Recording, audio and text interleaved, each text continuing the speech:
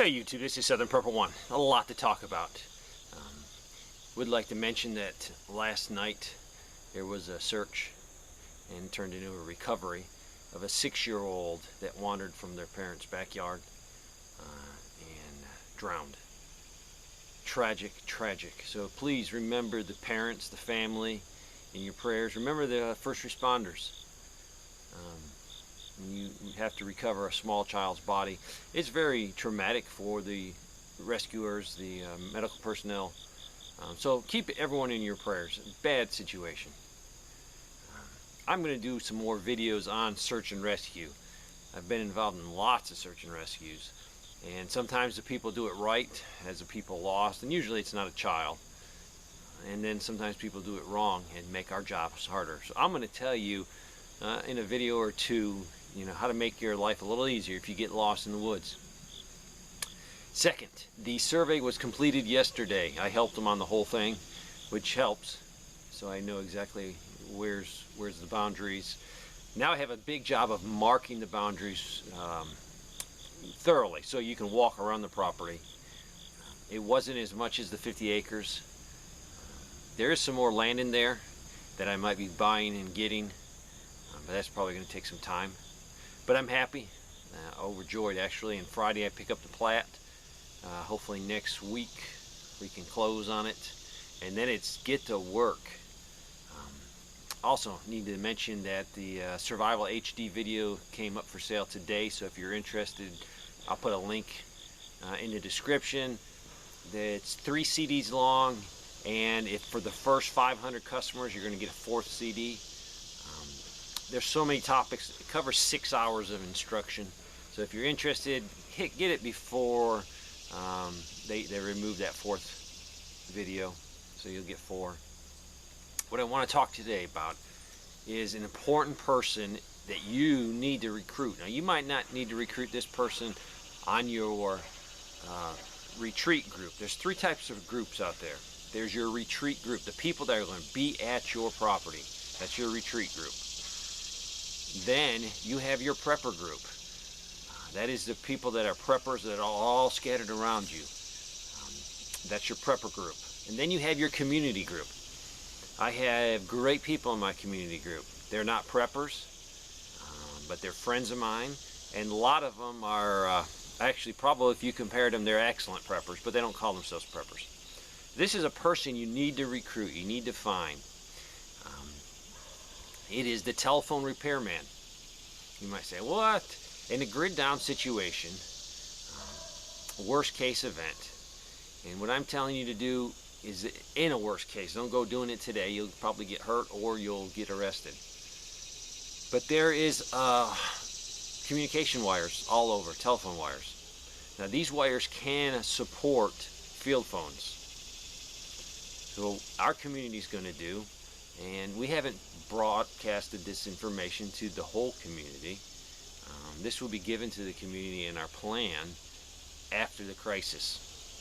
And if you go forward with a plan to a group of people that aren't preppers, that are scared, that don't know what to do, and you have a well thought out written plan, you're going to get immediately, you're going to get a lot of those people to support you. Yeah, there'll be some that won't.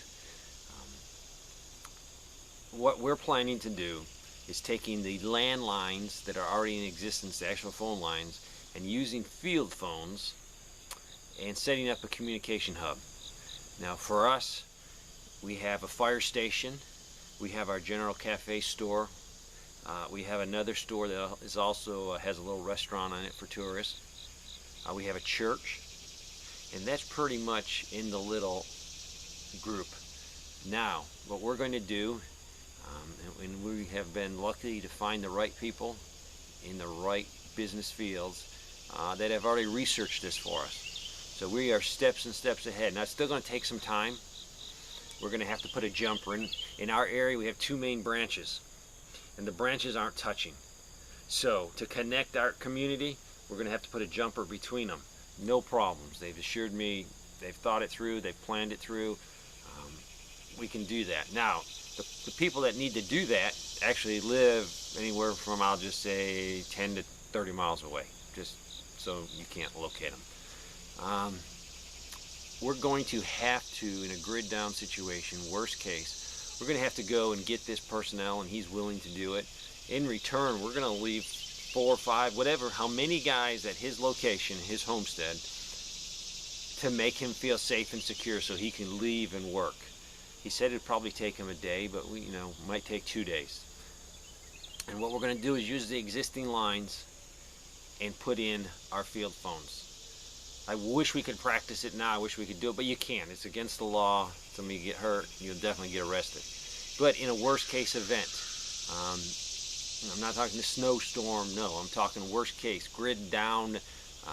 If you throw the EMP in, we've talked about the effect on some of those wires with the EMP. We don't know exactly what, but we're planning to work around any of those things that come up because of an EMP. If it's like a terrorist attack and takes down the grid and the banking and all that stuff, worst case, it's not going to recover.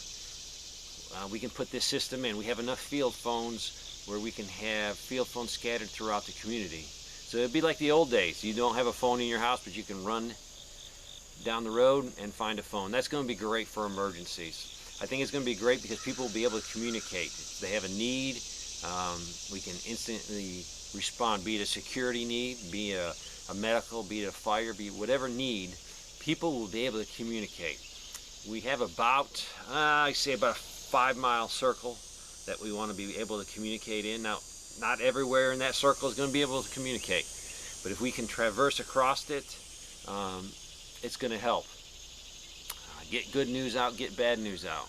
We're going to have a hub. We're going to have an operator, a switchboard operator that will be there 24 hours a day to man those phones and to relay information. From there, we might need some runners to run and get people. Now, this is going to take your community working with the prepper group. The prepper group ourselves, we can't do it. We don't have enough people to do it. But if we can convince our neighbors, our friends, and these are our neighbors. We have a small cafe, and I eat there a couple times a week, and you get to know the same people that come in there, and you build relationships with them. So that is our plan. Also, we have a few places that we'd like to run field phone wire, and running field phone wire through the woods, through open areas, it can be broken. A lot of things can happen. But if you can run it, and now this is totally legal now, do not do it now, but you actually run the field phone wire up the telephone pole, securing it, and then you see the telephone line. Don't pick the power line, because power could be on that. And we would only be doing this in a worst case, so we would be expecting no power up. But run it on the phone line, take some black zip ties, and you could zip around. The reason is that no one's going to notice that. They could walk underneath that all day long. They're not going to see that tiny wire sitting alongside the other one with a few zip ties. That way, the wire's out of the way. It's very easy to check if there's a break. You can check it.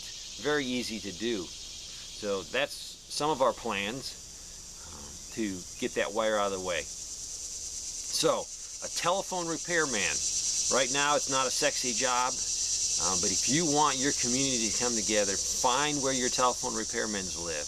Become friends with them. If they're in your community, it's so much easier. For me, it's so much easier to prep because I live in a small community. People keep saying, I live in the town, I can't do that. You got to do what you can. I would recommend moving.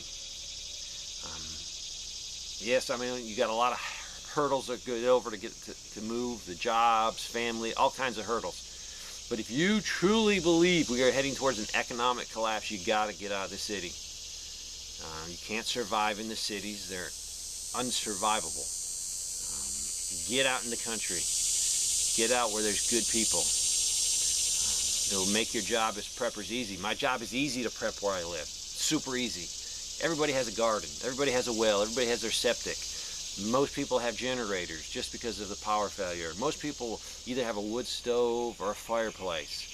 So prepping for us is going to be so much easier than you guys in the city or the suburban. If you can't move, then you're going to have to do the same thing I'm doing out here, but on a smaller network. Maybe you get 2 or 3 people in your neighborhood. Maybe you can run the field phones across the street to your buddy's house, because you definitely can't run field phones across the suburban road. People will be asking questions, vandalizing it, wondering what you're doing. So get out to the country if you think there's an economic or a depression coming. All right, I'll leave the description in the bottom. I do make a commission on that, and that is going totally into the land. I'm about $9,500 short. I have a friend that's going to help me make up any difference, but still, I appreciate any support on my channel. I appreciate the support if you buy the video. Thanks for watching.